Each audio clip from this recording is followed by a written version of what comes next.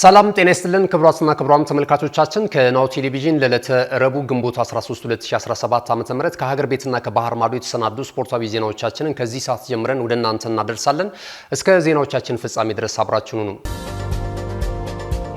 ወደ ቀዳሚው የሀገር ቤት ስፖርታዊ ዜናችን አልፈናል። ይሄኛውን ቀዳሚ እናደርጋለን። ስድስተኛው መላው ኢትዮጵያ ጨዋታዎች የውድድር መድረክ ደንብ ላይ ከፌዴሬሽኑ አመራሮች ጋር የባህልና ስፖርት ሚኒስቴር ውይይት አካሄደ።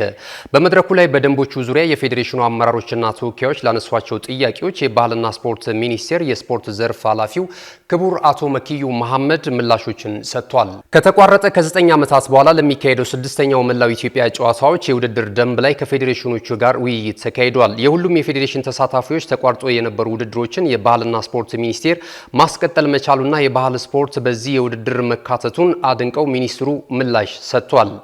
ፌዴሬሽኖች የተጫዋቾችን ተገቢነት ለፌዴሬሽኖች ቢሰጡና ከደንቡ ጋር የተያያዙ ጉዳዮችን በጥልቀት ቢመለከቷቸው ሲሉ ሀሳባቸውን ገልጿል። ዝርዝሩ የኢትዮጵያ ባህልና ስፖርት ሚኒስቴር ነው።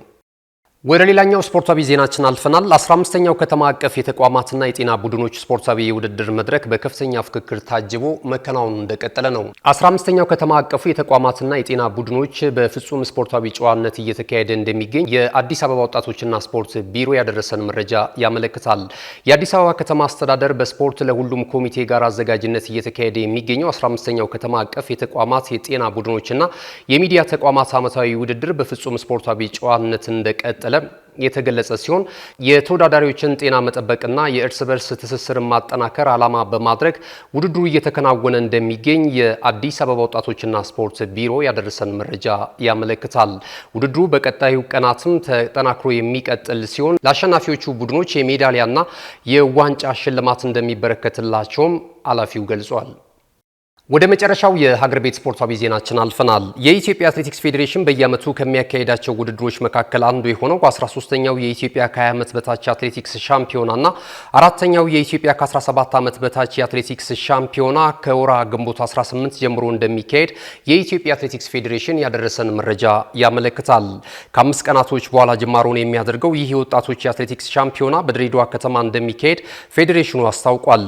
ይህ የውድድር መድረክ አዲስ መጪ ወጣት አትሌቶች ለማግኘት ከፍተኛ እድልን የሚፈጥር መሆኑ የሚታወቅ ሲሆን ነገር ግን በውድድሩ ላይ ከእድሜ ተገቢነት ጋር በተያያዘ ከዚህ ቀደም ከፍተኛ ቅሬታን በተደጋጋሚ ሲያስተናግድ እንደነበረ የሚታወስ ነው። በዚህና በአጠቃላይ በውድድሩ ቅድመ ዝግጅት ዙሪያ የኢትዮጵያ አትሌቲክስ ፌዴሬሽን ለሚዲያ አካላትና ለስፖርት ቤተሰቡ ጋዜጣዊ መግለጫ ይሰጣል ተብሎ ይጠበቃል። ተመልካቾቻችን ከናሁ ቴሌቪዥን ስፖርታዊ ዜናዎቻችን እንደቀጠሉ ናቸው። አሁን ደግሞ ከባህር ማዶ የተለያዩ የወሬ ምንጮች ያገኘናቸውን ስፖርታዊ ዜናዎች ወደ እናንተ እናደርሳለን። አብራችሁኑ ነው። ካሽጎ በየትኛውም ዓለም ሆነው በማንኛውም ሰዓት ለወገኑ የሚደርሱበት ፈጣን የገንዘብ መላኪያ ተከፈተሎ።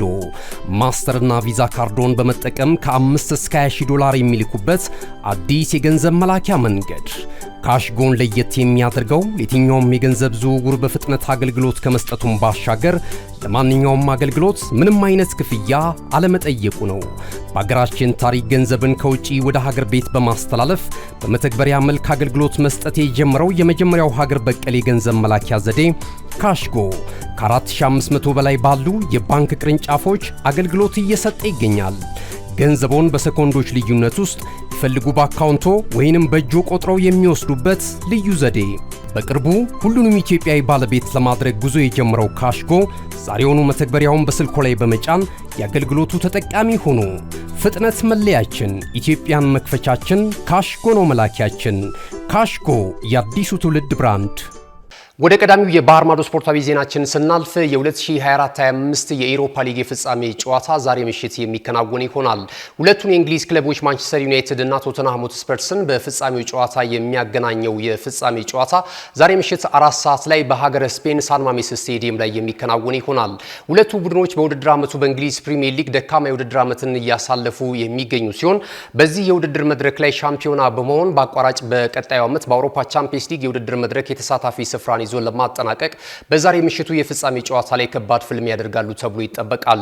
በዚህ የውድድር መድረክ ላይ ማንቸስተር ዩናይትድ 2017 ላይ በአሰልጣኝ ጆዜ ሞሪኒዮ እየተመሩ ቀይ ሰይጣናቱ የመድረኩን የዋንጫ ክብር ማሳካታቸው የሚታወስ ሲሆን ተጋጣሚያቸው ቶተንሃም ሆትስፐርስ በበኩሉ በ1992 እና በ1984 የዚህ የውድድር መድረክ የዋንጫ ክብር አሸናፊ እንደነበሩም የሚታወስ ነው።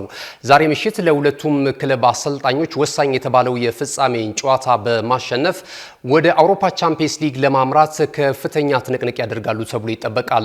በዛሬ ምሽቱ ጨዋታ ላይ ማንቸስተር ዩናይትዶች ጉዳት ላይ የነበሩ ተጫዋቾች ማገገማቸው ከፍተኛ ደስታን የፈጠረላቸው ሲሆን በዚህም መሰረት የፊት መስመር አጥቂው ጆሹዋ ሲርኬዚ ለጨዋታው ዝግጁ መሆኑ ተነግሯል። በተመሳሳይ የተከላካይ ስፍራ ተጫዋቹ ሌኒ ይሮም ከጉዳቱ በማገገም ለዛሬ ምሽቱ ጨዋታ ዝግጁ ስለመሆኑ እየተገለጸ ይገኛል። በቶተንሃም ሆትስፐርስ በኩል ደግሞ ጀምስና ክሎቪስኪ በጨዋታው ላይ እንደማይሰለፉ እየተነገረ ይገኛል። የሁለቱ ቡድኖች የፍጻሜ ጨዋታ ዛሬ ምሽት በሳን ማሜስ ስቴዲየም ምሽት 4 ሰዓት ሲል ጅማሮን የሚያደርግ ይሆናል። ውድ ተመልካቾቻችን ከናሁ ቴሌቪዥን ለዕለተ ረቡዕ ግንቦት 13 2017 ዓ.ም በእኔና በባልደረቦች የተሰናዱ ስፖርታዊ ዜናዎች ይህንን ይመስሉ ነበር። ስለተከታተላችሁ እናመሰግናለን። መልካም ጊዜ ይሁንላችሁ። እነሆ የምስራች የ10 አየር መንገድ የበረራ ትኬት ለውድ ደንበኞቹ በተቀላጠፈና አስተማማኝ በሆነ መንገድ እያቀረበ ያለው በዚህም በደንበኞቹ የተመሰገነው ጉዞጎ አሁን ደግሞ ተደራሽነቱን በማስፋት ተጨማሪ ባንኮችን በማካተት ለውድ ደንበኞቹ የበለጠ አስተማማኝ ለመሆን ችሏል። የጉዞጎን አፕሊኬሽን ከአፕ ስቶር ወይም ከፕላይ ስቶር በማውረድ የመነሻና የመድረሻ ከተማዎትን መርጠው ዋጋ አወዳድረው የሀገር ውስጥም ሆነ ዓለም አቀፍ በረራ ማድረግ ካሰቡ የበረራ ትኬቶን ክፍያ በአቅራቢያው በሚገኙ ባንኮች አንድም በአካል በመሄድ ወይም በኦንላይን የክፍያ አማራጮች ክፍያዎትን በመፈጸም የበረራ ትኬቶን በእጅ ያስገቡ። ከዚህም በተጨማሪ እንደ ሁሉ ጊዜው ወደ ጉዞጎ የጥሪ ማዕከላችን 7473 በመደወል ከሙሉ የበረራ መረጃ ጋር የ24 ሰዓት የትኬት አገልግሎት ማግኘት እንደሚችሉ ስናበስሮ በታላቅ ደስታ ነው። ለበረራዎ ጉዞጎ።